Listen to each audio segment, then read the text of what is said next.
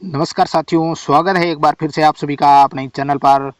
REET 2024-25 level 1 और level second दोनों के लिए हम जो सीडीपी आपके जो बाल विकास एवं शिक्षा शास्त्र के 30 क्वेश्चन पूछे जाते हैं, उनके हम टॉपिक वाइज ये वंदना जादौन के तैयार किए गए एमसीक्यू टॉपिक वाइज हम प्रैक्टिस सेट के रूप में देख रहे हैं। ये प्रैक्टिस सेट नंबर आज प्ले लिस्ट बनी हुई है मित्रों, वहाँ जाकर जरूर इस प्रैक्टिस सेट को देखिएगा आप। इससे पहले 2 प्रैक्टिस सेट अपलोड हो चुके हैं आपके जो टॉपिक 1 जो विकास बाल विकास होता है उससे जुड़े हुए।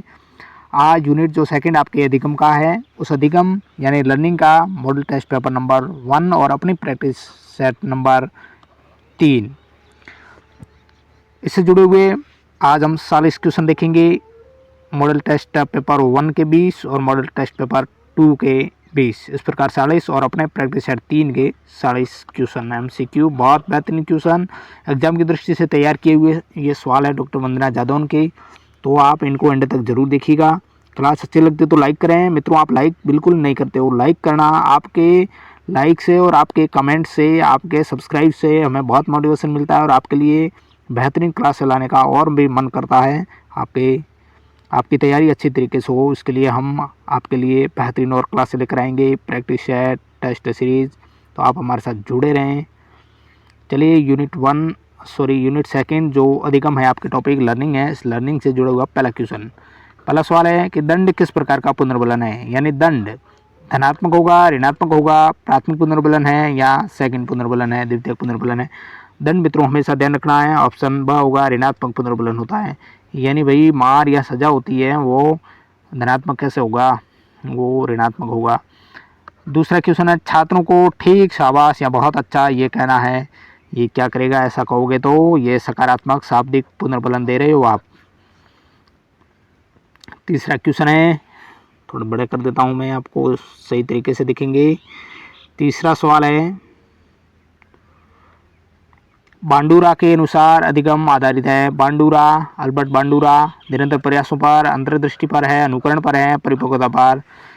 बांडुरा जो सामाजिक अधिगम का सिद्धांत देने वाले थे, ऑप्शन सी आएगा, अनुकरण पर बल दिया था।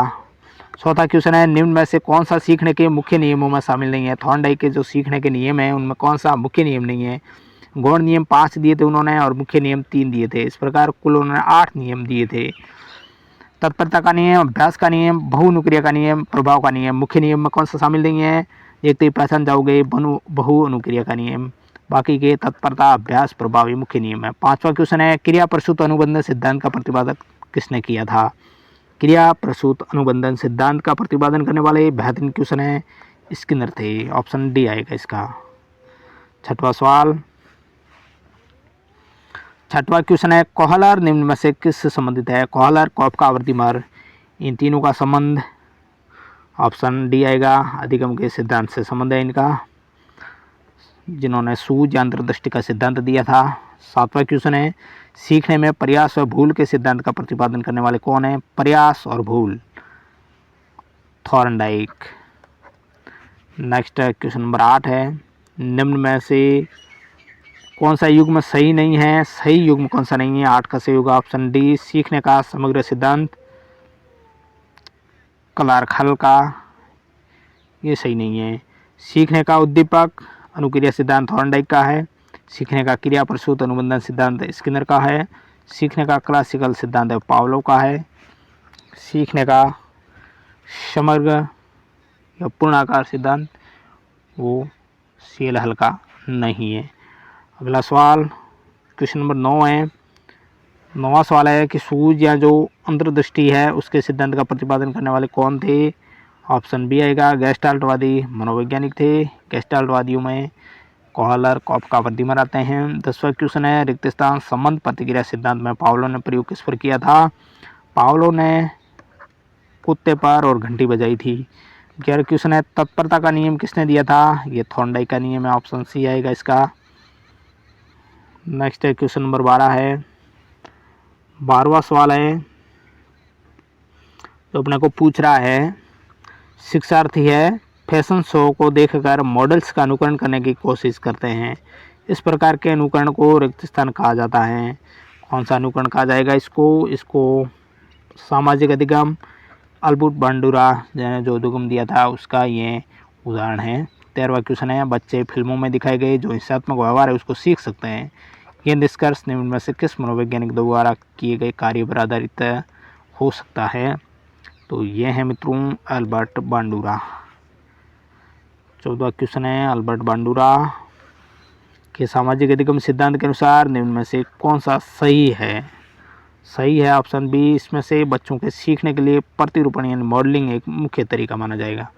15वां क्वेश्चन है, बांडुरा के सामाजिक अवलोकन पर आधारित अधिगम सिद्धांत में निम्न में से कौन सी प्रक्रिया होती है?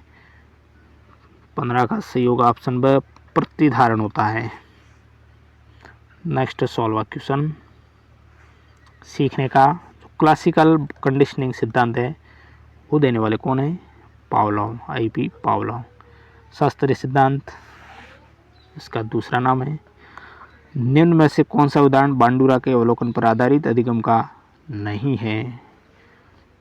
ऑप्शन डी, स्कूल की घंटी बजने पर अपने बस्ते बंद कर देना। ये तो क्लासिकल कंडीशनिंग का उदाहरण हो गया, बांडुरा का नहीं है। विद्यार्थी द्वारा कैंचुओं के विच्छेदन को सीखना अनुकरण हो रहा है। क्रिकेट का उत्साह और सामाजिक अध्ययन के प्रति नापसंदगी ये अनुकरण पर आधारित होती है। 18वां क्वेश्चन है, ऊपर ये बॉन्डिंग बन रहा है, स्कूल की घंटी बजेगी तो अपने बच्चे बंद कर देते हैं, तो यहाँ अनुबंधन हुआ है घंटी के साथ। 18 क्वेश्चन है, जब अध्यापक एक छात्र को सफलता का एहसास कराता है तो वह उपयोग कर रहा होता है। कौन से नियम का वो प्रयोग कर रहा है? वो प्रभाव के नियम का प्रयोग कर रहा है। 19वां क्वेश्चन है, सीखने का वह सिद्धांत जो केवल अवलोकित व्यवहार पर निर्भर है, सीखने के रिक्त स्थान सिद्धांत से जुड़ा है। तो अवलोकन है वो हमेशा, सीखने का वह सिद्धांत जो केवल अवलोकित व्यवहार पर निर्भर है, सीखने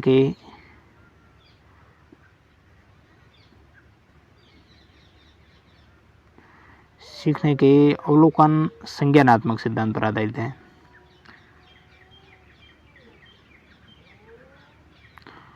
अवलोकन संज्ञानात्मक सिद्धांत पर आधारित होगा, यानी मानसिक रूप से वो सीख रहा, अवलोकन कर रहा है।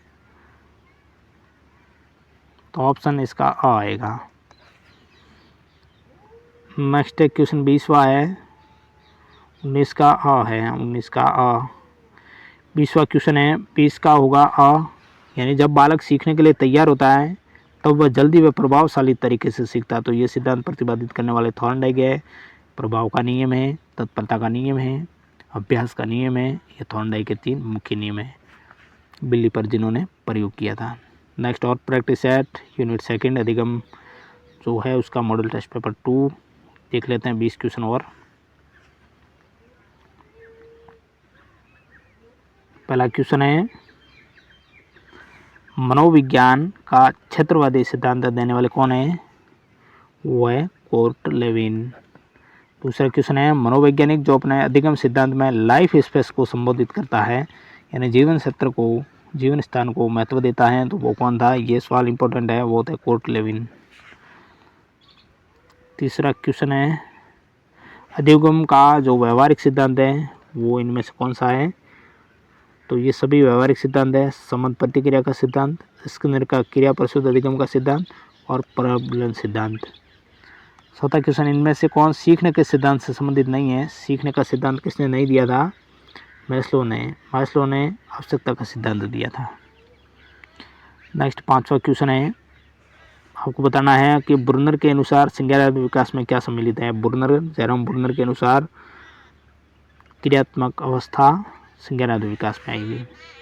6वां क्वेश्चन है, निम्न में से किसने अधिगम को व्यवहार के परिणाम स्वरूप व्यवहार में परिवर्तन कहा है? व्यवहार के परिणाम स्वरूप व्यवहार में परिवर्तन, तो ये कहने वाले थे गिलफोर्ड ने व्यवहार के परिणाम के रूप में व्यवहार में परिवर्तन आएगा।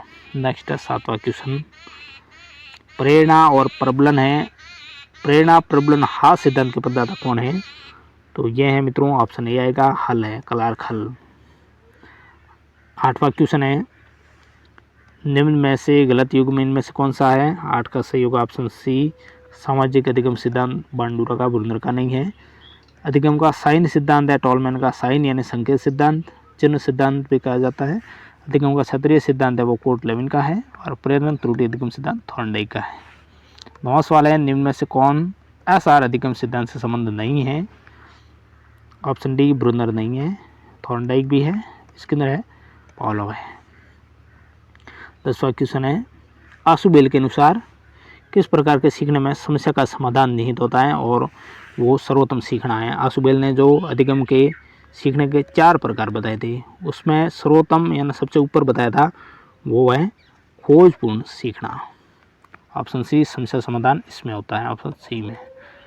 रटकर सीखना सबसे निम्न अधिगम होता है। 11वां क्वेश्चन है, अर्थपूर्ण शाब्दिक अधिगम किसके द्वारा समझाया गया था?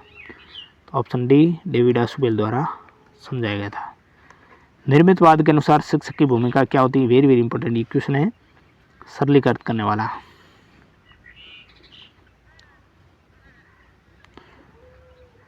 नेक्स्ट क्वेश्चन नंबर 13 है, निर्मितवादी उपगम परिणाम है किसका है? ये है संज्ञानात्मक मनोविज्ञान का। निर्मितवादी सिद्धांत आधारित शिक्षण का आधार क्या है? करके सीखना। 15वां क्वेश्चन है, क्लासिकल स्थिति का प्रतिपादक कौन था? ये सिद्धांत है वो पावलो का है। 16वां क्वेश्चन है, अधिगम के संप्रत्य निर्माण और समस्या समाधान जैसे घटक प्रतिपादित किए गए, किसने किए थे? संज्ञानात्मक मनोवादियों द्वारा। 17वां क्वेश्चन, निम्न में से अधिगम के संज्ञानात्मक अनुक्षेत्र से संबंधित क्रिया है कौन सी है? ऑप्शन डी सही होगा, कल्पना करना। 18वां क्वेश्चन वेरी वेरी इंपॉर्टेंट है, यदि सूत्र L बराबर F कोष्टक में है ER इंटू PF में L अधिगम को इंगित करता है, तो EF व PF किसको इंगित करता है? वेरी वेरी इंपॉर्टेंट है मित्रों। अपने को जो ये EF दिया है और PF ये किसको इंगित करता है? 18 का सही ऑप्शन सी होगा, E एनवायरनमेंट और P पर्सनल व्यक्तिगत कारक से, तो ऑप्शन इसका सी आएगा। इनकी फुल फॉर्म E का एनवायरनमेंट ये होगा और P का पर्सनली होगा, तो ऑप्शन सी आएगा इसका करेक्ट। नेक्स्ट है क्वेश्चन नंबर 19वां सवाल है, ऐसे 2 संदर्भित मानवतावादी मनोवैज्ञानिक कौन है जिन्होंने मानव व्यक्तित्व की व्याख्या स्वयं और आवश्यकताओं के सिद्धांत के आधार पर की है?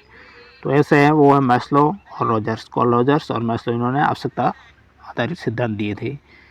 मैस्लो ने 5 आवश्यकताएं बताई थी क्रम के अनुसार, प्रथम, सेकंड, थर्ड, फोर्थ, इस प्रकार उन्होंने शंकु बनाया था आवश्यकताओं का। फर्स्ट हो गई, फिर सेकंड हो गई, फिर थर्ड हो गई, फिर ऊपर हो गई, इस प्रकार उन्होंने बताई थी, यानी आवश्यकता शंकु देने वाले थे मैस्लो। नेक्स्ट है क्वेश्चन नंबर 20 और अंतिम क्वेश्चन होगा अपना, अधिगम का कौन सा सिद्धांत व्यवहारवाद और समग्रवाद का अनोखा मिश्रण है? यानी दोनों को साथ में लेकर चलता है, व्यवहारवाद को और समग्रवाद को। वो ऑप्शन सी पे चिन्ह पूर्णाकार सिद्धांत, ऑप्शन सी आएगा। तो ये थे मित्रों 40 क्वेश्चन। 40 में से आपको सभी इम्पोर्टेंट क्वेश्चन जो आपके टॉपिक अधिगम है, सेकंड जो आपके बाल विकास शिक्षा शास्त्र का, उससे जुड़े हमने 40 देखे हैं। बाकी के और क्वेश्चन देखेंगे हम नेक्स्ट प्रैक्टिस सेट नंबर 4 के रूप में। मॉडल टेस्ट पेपर 3 होगा, 4 हो गए, 5 हो गए, इस प्रकार टॉपिक वाइज हम देखते जाएंगे। आप हमारे साथ जुड़े रहें। क्लास कैसी लगी मित्रों जरूर कमेंट करें, चैनल पर नया तो सब्सक्राइब करें और लाइक ज़रूर करें। PDF आपको इसके अंत में मैं टेलीग्राम पर डालूंगा, वहाँ जाकर आप जरूर ज्वाइन करें। पिछले जो अपना यूनिट 1 हो गया बाल विकास शिक्षा शास्त्र का, वो मैं भूल गया PDF डालने का, आज ज़रूर डाल दूँगा। Thank you very much.